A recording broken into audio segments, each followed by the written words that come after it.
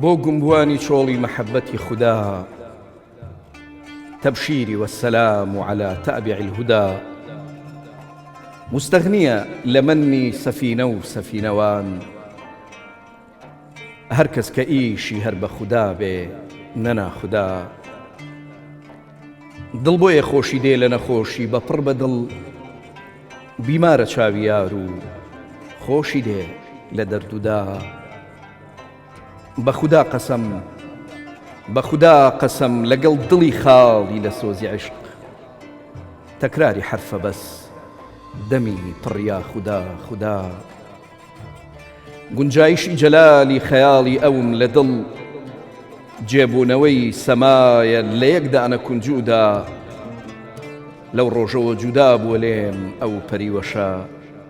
ڕۆژم ڕەشە شعور و دڵم لێ بووە جودا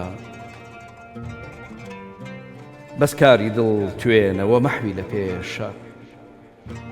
لا يحسب الأناسي أن يترك سدى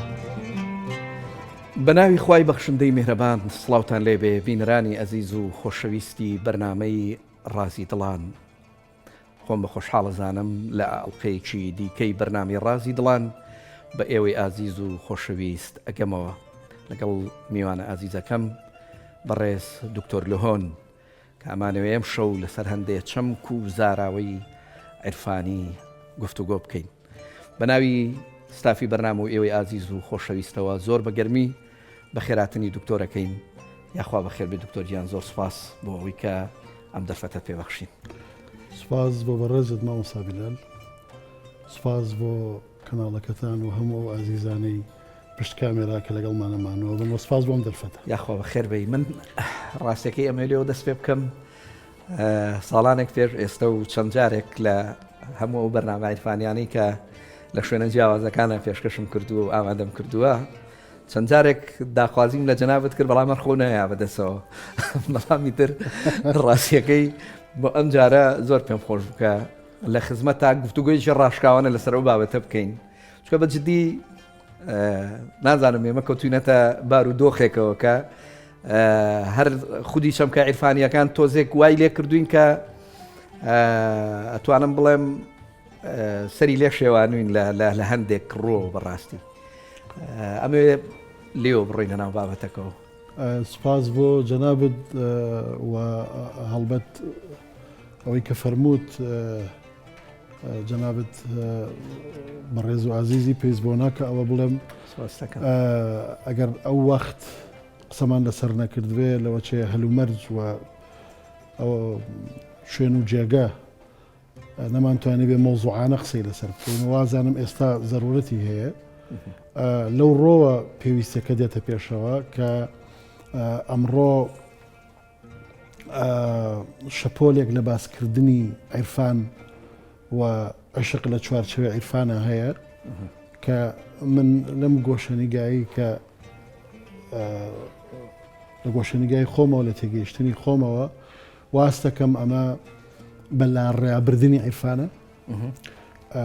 بۆیە ئەیبینم ئەوەندەی شۆیە ئەوەندەی ئەنجامدانی کۆمەڵک ڕێوڕەسمە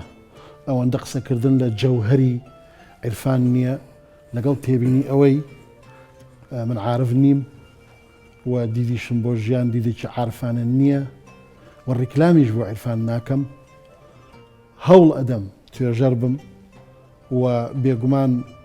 لە بواری ئەدەبیاتە و بەشێک لەو ئەدەبیاتە ئەدەبیاتی عیرفانیە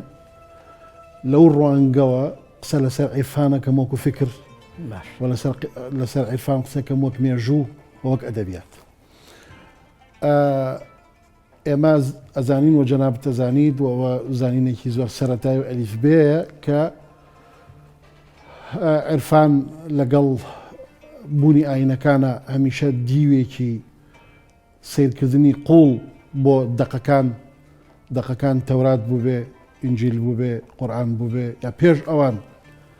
تەنانەت هەندێک تێکستی بوودا و تاویزم و هەموو ئەوانە بوو بێ لە نێوان دوو میتۆدا بووە میتۆدێکیان کە ظاهری سیرکردنی دەقەکانە میتۆدێکی تریان قوڵکردنەوەی دەقەکانەوە دەرهێنانی مانە قوڵەکانە لە ئەو شانە کە ناو دەقەکانە ئاماژەی پێدرا ئەوەی هەندێک جار کە کاتێک ڕوتێک کە نیشتوتەوە بە ڕووکەشی دەقەوە ئەوی تری تاوانبار کردو بەوەی کە باتنیە ئەویش لە مقابلە ئەمی تاوانبار کردو بەوەی کە ظاهریە دنیای ناو ناتۆرەیەن داوەتە پاڵ یەکتری و دنیایەک ناوی ڕەسەنیشان یاخود مقدسیشان داوەتە پاڵ خۆیان وەگەوەی ظاهری ناوی خۆی ناوە سەلەفی سەلەف بەو مانایی کە ئەم ئەیڵێت لە تێگەیشتنیا بۆ دەق تەنیا تێگەیشتنێکە کە خوا و پێغەمبەر و جیلەکەمی سەحابە پێی خۆشە پێی قبوڵە ئەوی تریش پێی وایە کە نەخێر دەقەکان ناکرێ دیدێکی ڕووکەشانەی وەرگرین بەڵکو ئەبێ تێگەیشتێکی قوڵمان هەبێ ئێمە بێگومان لە بەرنمەیەکی 25 دقی ئەمەی بەڕێستا کە هەردووکمان خەممانە زۆرترین بابەت و مەوزوع بگەێنین بەڵام هەر ئێندە ئەتوانین هەندێک لایەن و جەمسەری ئەم بابەتە ڕوون بکەینەوە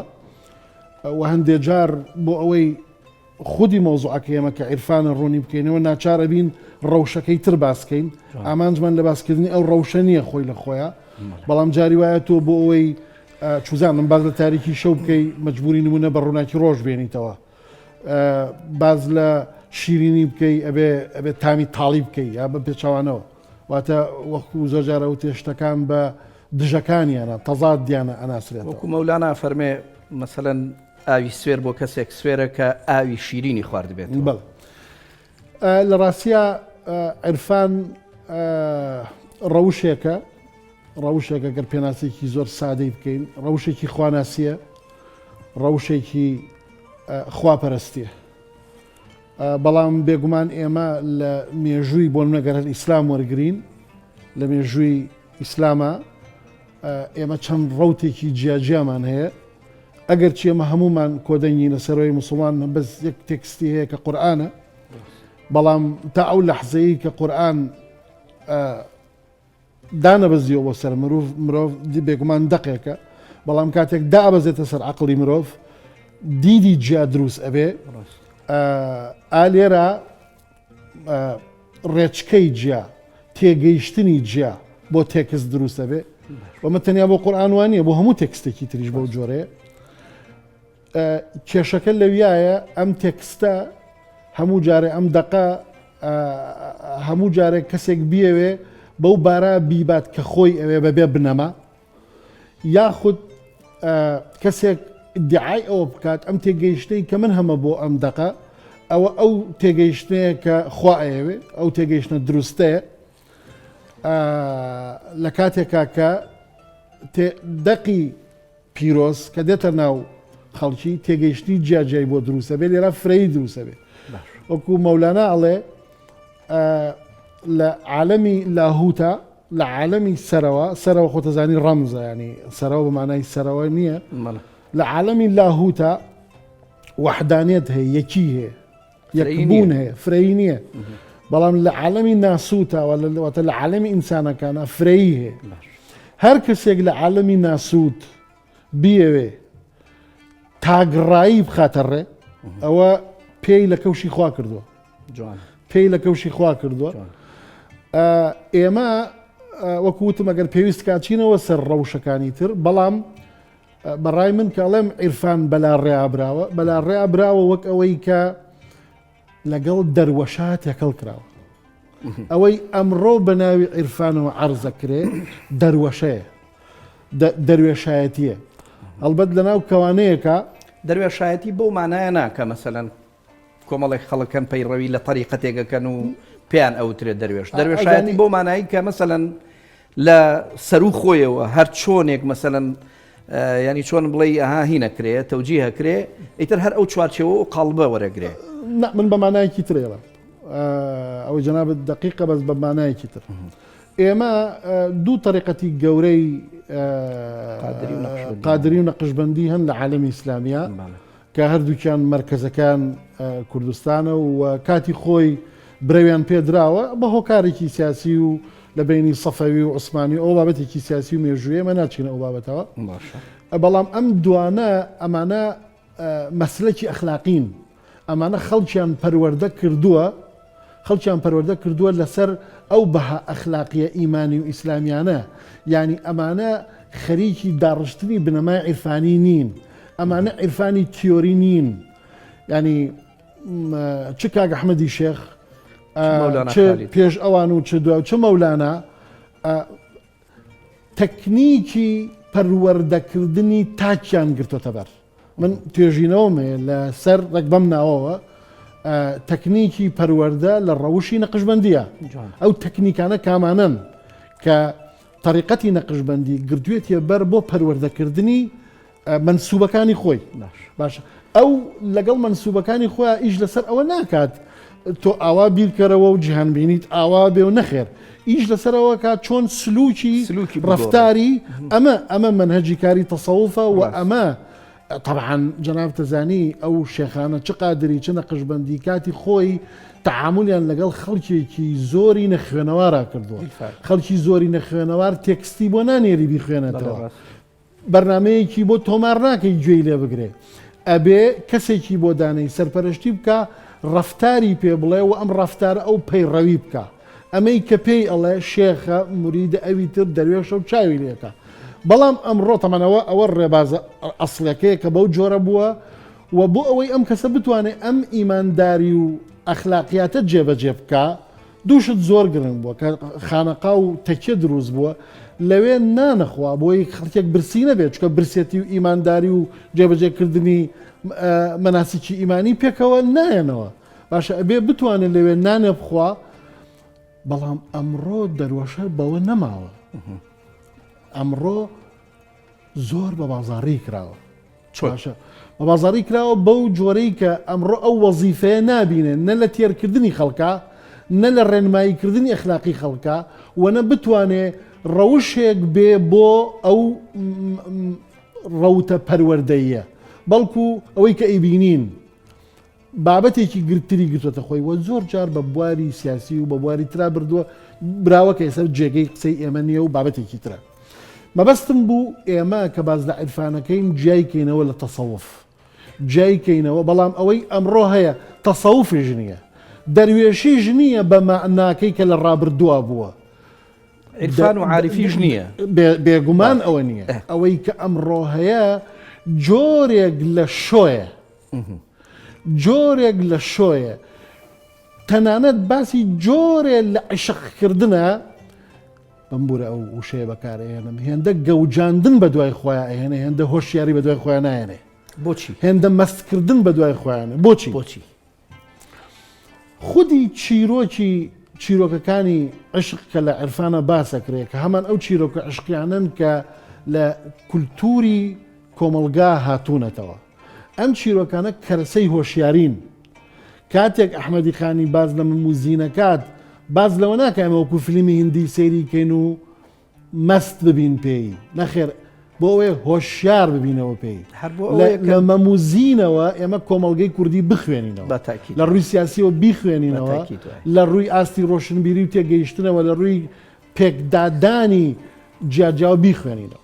کەواتە ئێمە ئێستا بێ بچینە سەر خاڵە سەرەکیەکە وەزیفەی عیرفان چییە کە من زۆرێک لەو بەرنامانە متابعەکەم بەداخەوە باز ناکرێت هێندەی بریتە لە ملارکردنەوەیەک هێندەی بریتە لە هێنانەوەی کۆمەڵک شعری پڕ لە عاشقانەکە ئەوەندەی تر مەستمانەکە مەستێکی بەمانە بێهۆشکردن باشە هێندە کەرەسەی هۆشیاربوونەوە نیە لە کاتێکە عیرفان خۆی کەرەسەی هۆشیاربوونەوەیە بەڵێ ئێمە مامۆستا بیلال لەم ناوچەیە فەلسەفەمان نییە فەلسەفەیشی چییە فەلسەفە ئیشی پرسیار دروستکردنە لەسەر کۆمەڵگا ئیشی پرسیار دروستکردنە لەسەر ڕەوتی ژیانێکی باو لەسەر ژیانێکی خوو پێگرتو پرسیار هۆشیاری دروستەکە ڕایەک هێنێ ڕایەکی جیاوازە هێنێ هۆشیارێک دروستەکە ئێمە کە لێرە ئەمەمان نییە و ڕۆشنبیری و سەقافەمان لەم ناوچە ڕۆشنبیریی ئاینیە چێ ئەو وەزیفەی بینیوە ئەو پرسیارە قوڵە بتشتێنە بکە عیرفانە ڕۆڵی بینیوە عیرفان بریتە لە پرسیارە عەجوولەکانی ناو ئاین. ئەم پرسیارە فەقیهەکان نایکەن، تەنانەت ئەم پرسیارانە متەکەلیمەکان نایکەن، چکە متەکەلیمەکان پاساوی فەلسەفی ئێهێننەوە بۆ ئاین. ئەم پرسیارانە سیاسیەکان هەر نایکەن، ئەم پرسیارانە زاهیدەکان هەر ناچن بەلایە، ئەم پرسیارانە عارفەکان نایکەن. ئەم پرسیارانە چین؟ ئەم پرسیارانە پرسیاری جەوهەرین، بۆ بەلا ڕێیابردن نین، بۆ گومڕاکردن. بۆ نمونە بۆی ڕۆن بێ پرسیارێکی قوڵ کە عارفەکانەیکەن دەربارەی چیرۆکی پێغەمبەر ئیبراهیم، ئایا ئەگونجێ خوا داوا بکا لە پێغەمبەرێکی کوڕەکەی خۆی سەر ببڕێ؟ ڕوونە ئەمە پرسیارێکە عارفەکانێکن. ئەم پرسیارن لە هیچ کام لە فەقیهەکانە هیچ کام ڕەوتەکانی ترە ناویستی، بەڵکو هەر جۆرە پرسیارکردنێک لە نێو ئەم ڕەوتانەی ترا جۆرە لە کوفرە. ئەوەی کە بەسیترین پرسیارە کرێ مەسەڵەن دەربارەی عەرشی خوا، فقەها چۆن جوابێنەوە کە هەندێکڵن ئیمامی شافعی وایێت، هەندێکڵ ئیمامی مالیک وایێتەوە. باشە الإيمان به واجب والسؤال عنه بدعة. باسي الرحمن على العرش استوى، الاستواء معلوم والكيفية مجهول والإيمان به واجب والسؤال عنه بدعة. لنا أو الروتاني ترى برسيار كردن بفي قدغي بلام عرفان بريتيا لم برسيار قرصانة دي ساني لموا هندي جار ام برسيارانا بنبورا هنديك ارجومنت ببيلم بوي فرصه جناب مداي برسيار تركي هندێک لەم پرسیان دیسانەڵێمە بۆ لە بەلاڕێبردن نییە، ئەم پرسیارانە بۆ هۆشیاریە، بۆ دەرکردنی ئینسانی مسلمانە لە نەک مسلمان مەسیحی یەهودی چیەکی لە ئاینێکی خوو پێگرتو. باشە مەسەڵەن حافظ پێمانەڵێ کە حافظ ئەزانین عارف نییە، بەڵام ئەویش لە چوارچەوەی زەمانێکە کە ئەدەبیاتی عرفانی زاڵە. ئەرێ بۆ ئەڵێن شەیتان خراپە، باشە عەفو بۆ ئەڵێن گوناه خراپە، مەزموونی شعرێکی واڵێ بۆچی ئەڵێن گوناه خراپە؟ خۆ ئێمە زادەی دوو گوناهین، گوناهێکە شەیتان کردی سوژدەی نەبرد بۆ ئادەم، گوناهێکی ترکە ئادەم لە بەهەشتاکردن نێرانی سەرزەوی. ئەم دوو گوناهە نەبوو ئاسای ئەمە لەم تاقیکردنەوە نەبووین. ئەمە بۆ ئەوە نییە مە بڵێن شەیتان باشە، باز لەوە نییە شەیتان هەیە یان نییە، باز لەوەیە هۆشیارانە لەگەڵ ئەم چیرۆکە مامەڵە بکەیت، هۆشیارانە لەگەڵ یا مامەڵە بکەیت. ئەمە ئەرکێکی عرفانە. کەواتە ئەرکێکەم عرفان چییە؟ بریتیە لە من ناوێنم پرسیاری پیک ئاسا، قرس سنگین خوشکێن. باشە زەمەی دووەم بڵێ فەرموو. باش دووهەمیان بریتیە لەوەی لە ڕەوتی عرفانیە ئەخلاق سەنتەرە. ئەخلاق سەنتەرە. چۆن؟ لە ناو ڕەوتەکانی ترا مەسەڵەن لە ناو ڕەوتی فقهیە، ڕەوتی فقه جارە کاتێک فەقیه تەشریعەکە فەقیه یاسا فقهیەکانی خۆ ئەهێنێتە دەرەوە کە زۆر جار چەنە حاجەی خەڵکە ئەوەنە حاجەی دەسەڵات بووە، دەسەڵات پێویستی بەم بنەما فقهیانە هەیە بۆی بتوانێت دەسەڵاتەکەی بەرێ بەڕێوە. تەنانەت مەغۆڵەکانیش کە بەربەری بوون کۆمەڵێک بنەمای ئیداری و ڕێنماییە نەبوو بۆی دەوڵەتەکانی پێبەرن بەڕێوە. فەقیه دێت ئەم ڕۆڵە ئەبینێ. فەقیه لە دانانی بنەما فقهیەکانی خۆیە، فەقیه لە دانانی بنەما فقهیەکانی خۆیە لە منتەڵەقێکی ئەخلاقیەوە ئەو بنەما ئەخلاقیانە دانانێ، بەڵکو ئەو چاوەڕێی ئەوەیە بتوانێ قاعدە فقهیەکانی بە جۆرێ لە جۆرەکان لەگەڵ دەقا لەگەڵ ئوسوولە بێتەوە. باشە بەنمونە، بەڵام نە منتەڵەقە عرفانیەکە منتەڵەقێکی ئەخلاقیە. بەنمونە بۆ نمونە بابەتێکی وەکو ئەوەی کە ئێستا باوە با بڵێن بە تایبەتی مودەتێ لەمە پێش باوە ێستاش هەر باوە لە جیهانی ئیسلامیە بۆ ئەوروپا و بۆ ئەمریکا خەڵکێک لێرەوە لەگەڵ کچێکی ئەوروپی ئەمریکا لەگەڵ کوڕێکی ئەوروپی ئەمریکا زەواجەکە بۆ ئەوەیە جنسێ وەرگێ. باشە کاتێک کە تۆ دەیت بە پێی قاعدە فقهیەکانەمە بە پێوی حەڵاڵە و زۆرش ئەوە کراوە، بەس کاتێک دەی بە پێی قاعدە ئەخلاقیەکە ئەوە پێکی کارێکی ناخلاقیە. باشە لێرەوە لای فقەها لای عارفەکان دیدیان بۆ بابەتەکان سەرەتا لە منزورێکی ئەخلاقی و ئەم قسەیە وا نەکەوێتەوە کە فەقیهەکان بێ ئەخلاق بوون نا وا نەکەوێتەوە نا فەقیه لە منتەڵەقێکی ترەوە ئیشی لەسەر بنەما فەقیهەکان کردووە بەڵام عارف و عرفان لە بنەما ئەخلاقیەکەەوە ئەڕوانێتەوە کاک مامۆستا بیلال من یەک نمونە بۆ جەنابەت بڵێم ئێمە هەمانە لە فقها ئێمە هەمانە لە فقها کە کەسێک بەلەشی پیسەوە بۆی نییە بچێتە مزگەوت وایە باشە بەڵام ئەمڕۆ خەڵکی پیاوکوش خوێن ڕێش دەست سوور بە خوێن ستەمکار مزگەوت دەکاتەوە تۆ بنەمایەکی فقهید نییە پێت بڵێت تۆ بۆت نییە لە مزگەوتی ستەمکارێکە نوێشکەی باشە بەڵام بنەما ئەخلاقیەکە پێتەڵەوە کارێکی لە ئەخلاقی ڕوونە ئەمە عیرفان پێمانەڵێ دکتۆر وڵی من وەکوڵی یەک دنیا پرسیارم بۆ دروست بوو بەزیتر ئەم لەو کاتۆ هەر جۆم بۆ جەنابەت گرتووە ببوورە بابەتەکە وایە بنداوای لێبوردنەکەم ڕاستی کاتی بەرنامەکەمان تەواو بوو